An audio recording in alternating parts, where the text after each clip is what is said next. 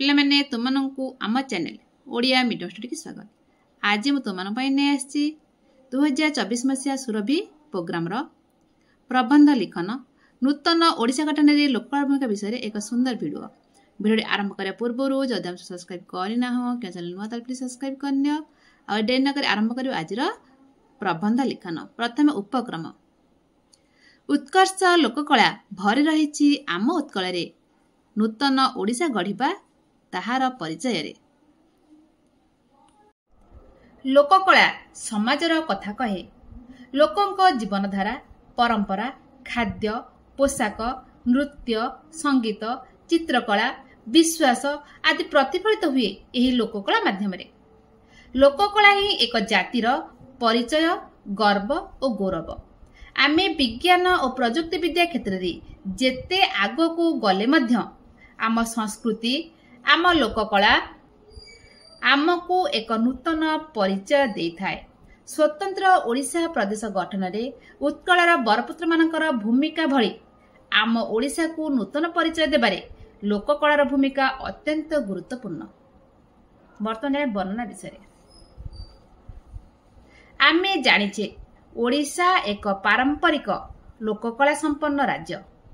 यही उत्कर्ष कला पाई सारा विश्व रे आम ओडिशार एक स्वतंत्र परिचय रही।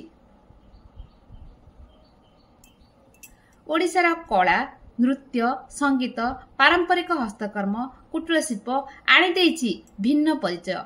कोणार्कर सूर्य मंदिर पुरीर जगन्नाथ मंदिर भुवनेश्वर लिंगराज मंदिर कांथ और गात्र रे भरी रही उत्कलर कारीगर नियारा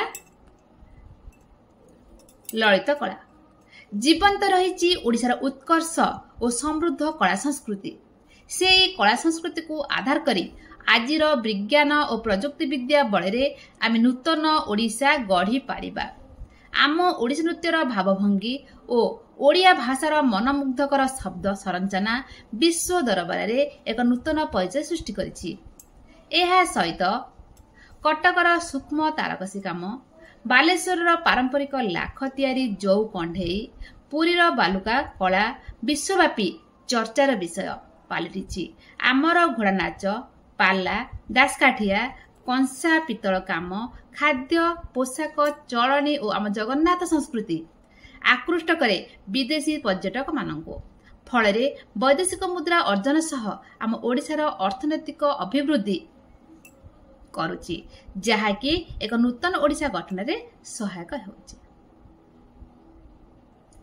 बर्तमान जानिबा शेष कथा विषय आम उत्कलर लोककला एते समृद्ध जे इतिहास रे कला पहाड़र लोलुप दृष्टि मराठा मानकर आक्रमण महान योद्धा अशोकंक धर्म परिवर्तन और भारत रे चहल सृष्टि करथिबा टीवी शो कौन बनेगा करोड़पति रे ओडिशार लोककला को नै पचरा जाउथबा प्रश्न आमको एक नूतन ओडिशा गठन रे सहायक हेबो।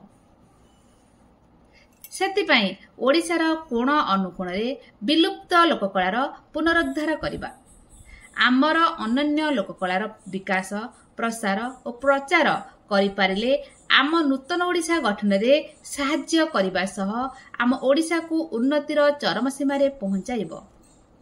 एथिरे तिले मात्र संदेह नाही।